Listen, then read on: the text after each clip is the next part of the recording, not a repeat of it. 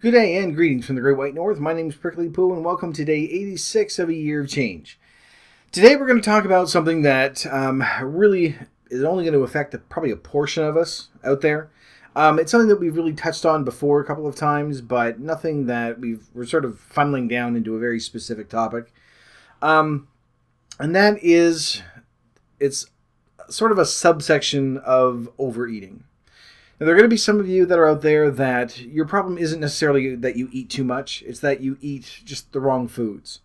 And that's where your weight comes from. Whether it's a matter of saying, yes, I'm still eating, a high amount of calories, but I'm not overeating. I'm eating regular sized portions, just that they're very, very calorie dense.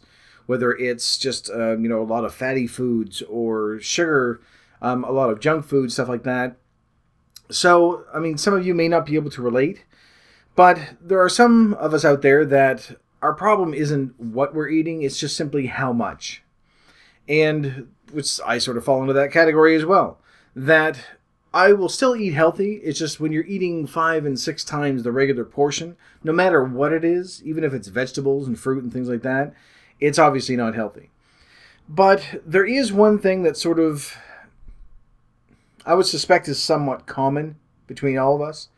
And that's the fact that when we do overeat, or when you're eating the junk food, whatever your vice is, that we do get to a stage where we're eating simply to eat. And we've all done it. We've all gotten to a point where we aren't even hungry, but the food is there, and we just need that constant intake, whether it's because you're watching TV, or you're just bored, or you figure, oh, well, it's there. I don't want it to spoil because it's canned goods. They obviously go bad very quickly. So, we always make up whatever excuse that we can. But specifically what I want to talk about is the fact that because of that need to constantly be eating, that there are some of us out there that have done it and even eaten things that we didn't even enjoy. Now, for picky eaters of you out there, this probably isn't going to apply either. There are some that maybe you eat 5 or 6 different types of foods and that's it. You're very picky. You're like, no, it's not cut diagonally. I can't eat it. I can't do that. Or no, I don't eat fries if they're crisscross pattern or if they're crinkled. That's disgusting. I can't eat those. Aside from just being weird and picky and really annoying to everyone else around you, that is not what we're talking about. There are also things that, there are eating disorders that sort of go well beyond that. Called pica, which is just eating things that aren't really food, like dirt or chalk or hair or weird things like that. That's not what this is about either. What I'm talking about are moments when you're eating something that is really food, but for whatever reason you're not enjoying it, but you just don't stop. Now, luckily I'm one of those people that I'm not picky. I'll try anything once or twice, no matter how weird it is. I'm not one of those to go, I'm not going to eat that because it looks gross. I'll try it. If I don't like it, then I don't like it. But if I don't like it, I don't continue eating it.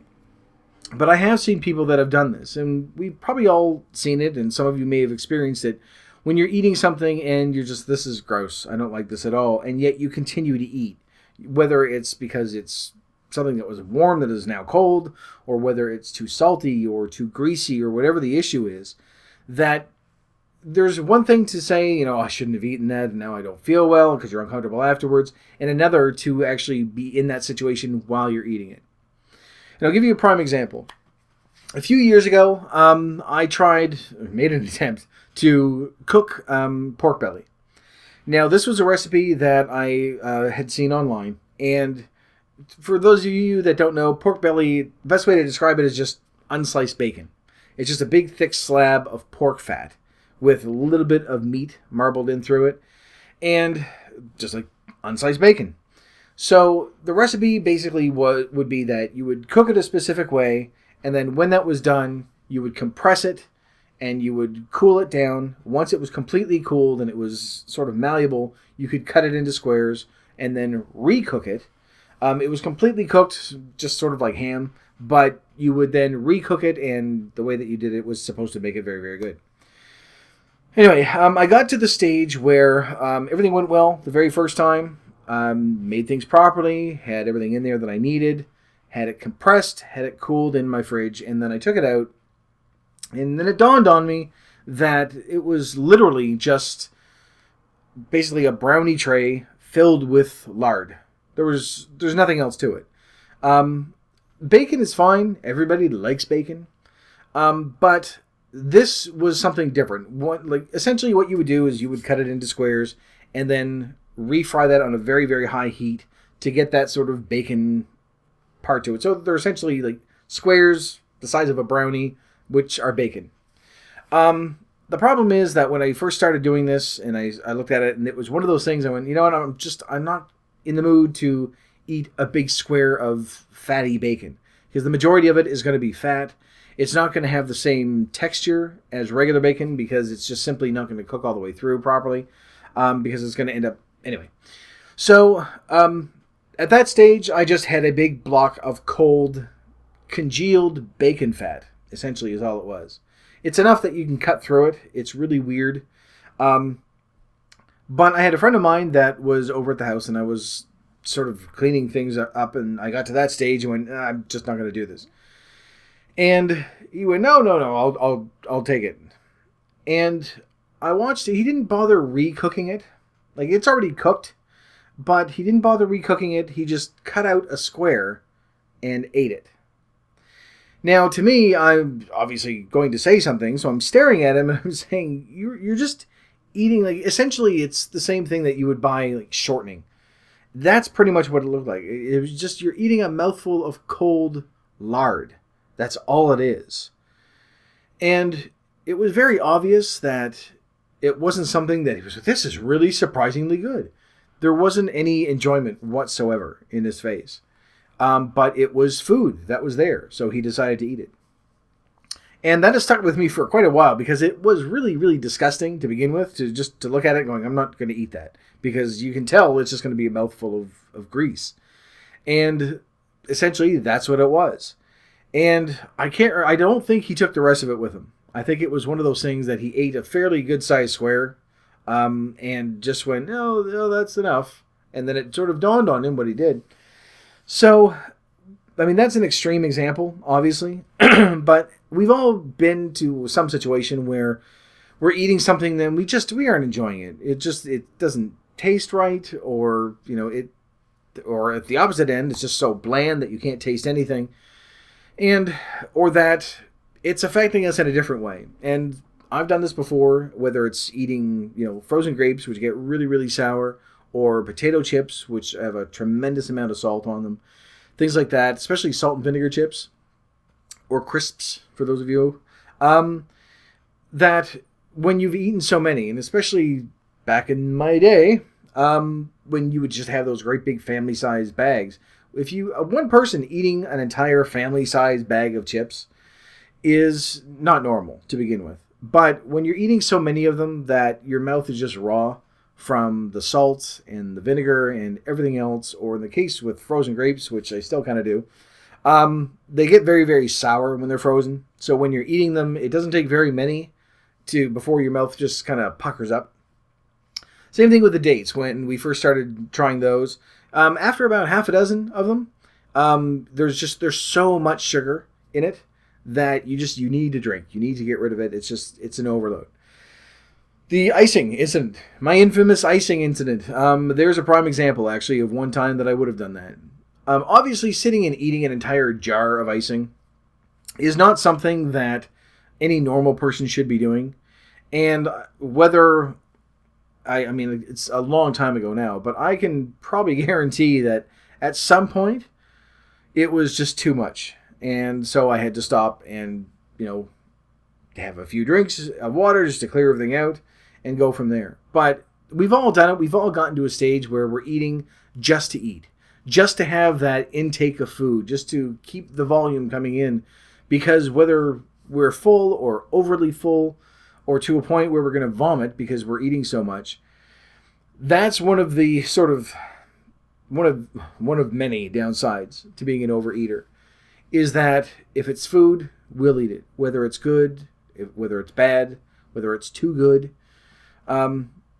We've all eaten to the point where we've gotten sick, but eating to a stage where you're not even enjoying your food, getting to that point that it's still just piling it in, really should be sort of a wake-up call for a lot of us, and unfortunately it isn't.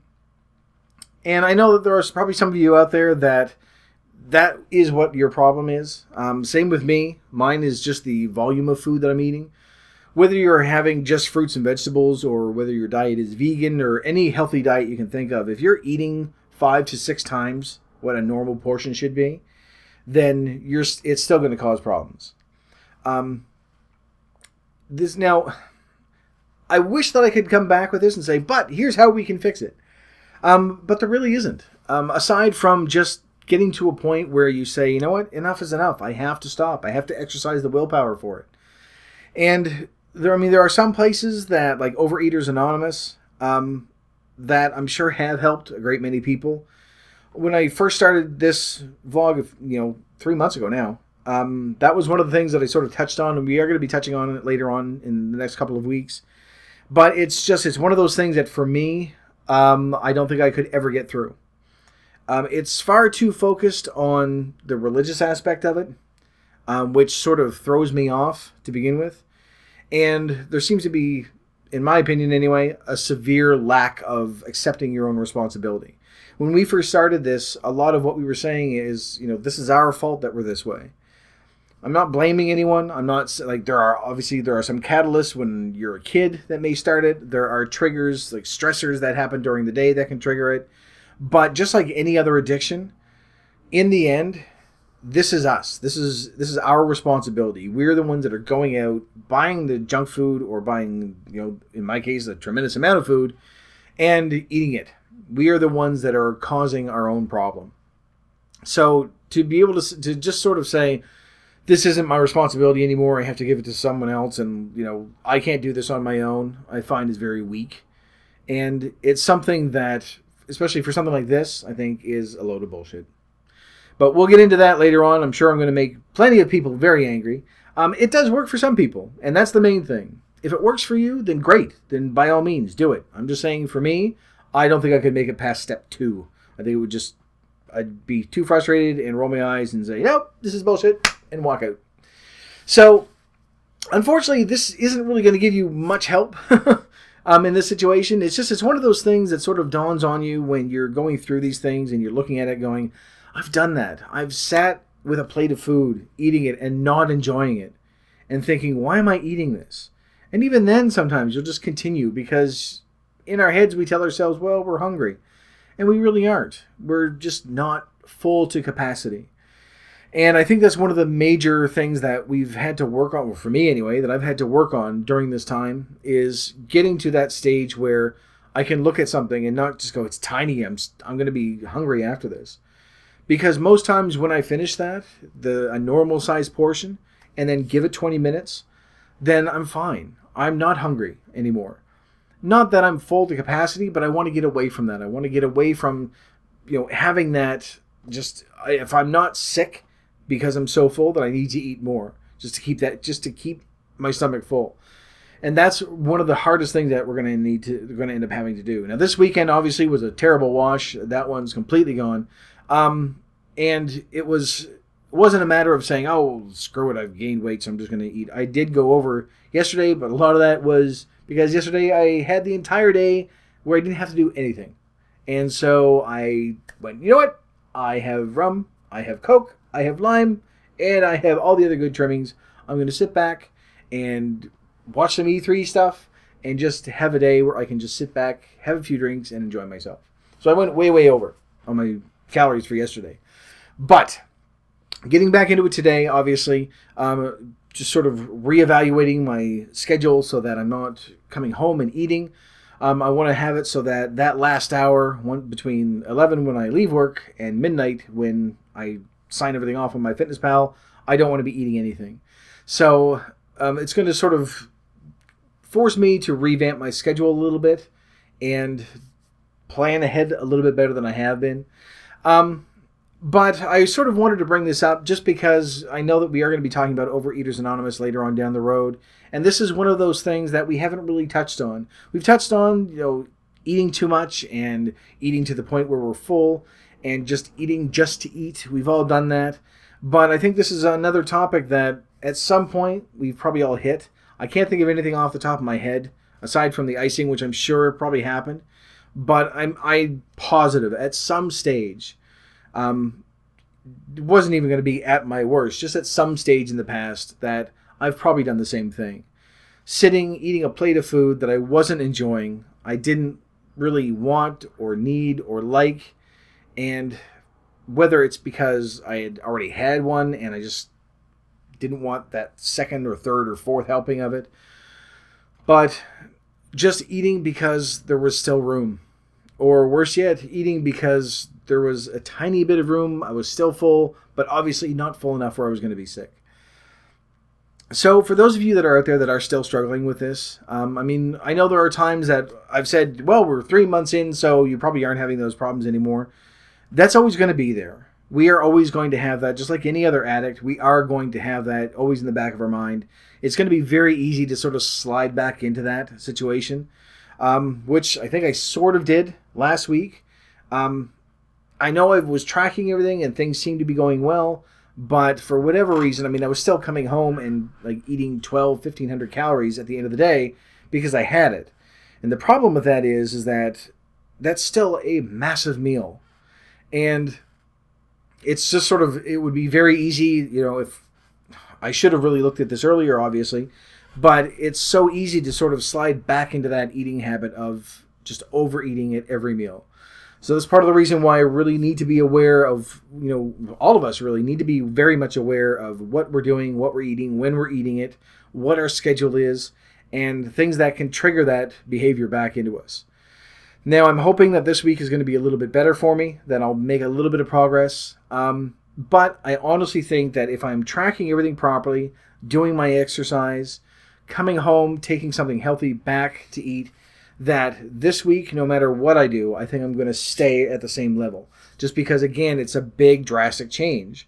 I don't think I'll be gaining unless I do something very, very wrong. But I'm going to be tracking everything in very, very close, keep a very close watch on things, and tracking everything in detail. So my goal is that this week, if I do lose, then that's fine.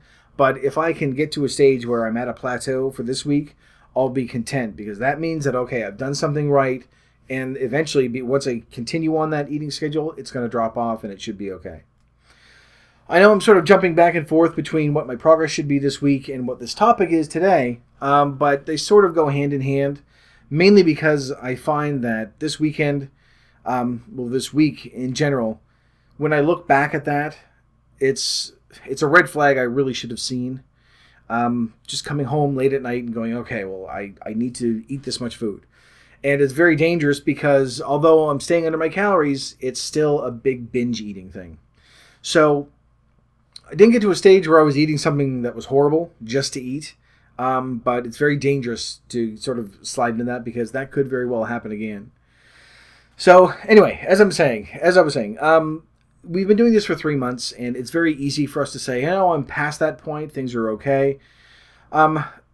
That's the problem. Trying to get into a stage where we still need to be very much aware of what we are eating, because when we get complacent like that, that's when those behaviors are going to start sliding back in.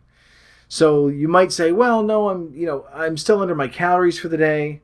I still have 500 calories left, so yeah, I'll have something. And whether you really enjoy it or not, again, that's another warning sign, where we don't want to go back to where we were, and we don't want to sort of undo 80 days of work in this. I don't, and I certainly don't want you to. We've made a lot of progress over the past 3 months, and to not stay at a state of awareness, I guess, for lack of a better term, where you can see what you're doing and look back and go, this can very easily lead back into what I'm doing before. So just sort of reset and say, okay, track things properly. If you can, get into a proper schedule so that there needs to be a few hours in between my last meal and bedtime. I think because that's a major hurdle that I had to overcome, and I don't want to go back into that. Anyway, I'm doing a lot of sort of jumping back and forth and predicting what the week is going to be. We're going to save that for Saturday so that we can find out, here's what I've done, here's how the week has progressed, everything else. But for this one, just to know that we've all been there. I mean, some of you are going to have different stories. Some of you are going to have the extreme stories like the pork belly incident. Some of you are going to have stories like my icing incident. And some of you may not be able to relate to this. Maybe your issue is that you're too picky, but you eat just junk foods and things like that. And that's where that weight has come from. But for those of you that are out there that have gone through this, you understand what I'm talking about when you're eating something just to eat and not even to a point where you think, oh, well, I'm just going to fill myself up and that'll be nice and comfortable and cozy and, you know, that comfortable sick feeling, which sounds like a contradiction, but you understand what I mean. But eating something that you just aren't enjoying. And that, I think, is a huge, huge sign of any overeater that we have an issue, that we can treat this more as an addiction than anything else. It's not a matter of us just being weak-willed, although, I mean, that is sort of part of it. But the fact that it is a legitimate problem for us, and that it is difficult to get to where we need to be. I've said it before, if it was easy, then no one would be fat. We would all be able to say, oh, no, I had a rough weekend, but, you know, I'm going to get into my exercise and everything else will be fine. And the fact that so many of us are this size does say that it's a very common issue as well. So you're not alone out there. We've all done it. We've all gotten to that stage. And hopefully over the past 85 days or so, you've gotten away from that. And it's not something that you've gone back into. We are all going to backslide. I sort of did this week, which I feel really bad about. And I do apologize for that. It's something I really should have caught. And I think that's what bothers me the most, is that I'm obviously not paying attention and catching these things before they turn into a week-long habit. But if you do run into those things, if you feel that you are starting things off down a road that you don't want to go back down, if you start backsliding, or if you skip a day of your tracking here or there, or if you're not keeping up with what you need to do, whether it's a matter of motivation or food, or you don't feel that there's enough support out there, reach out to people here.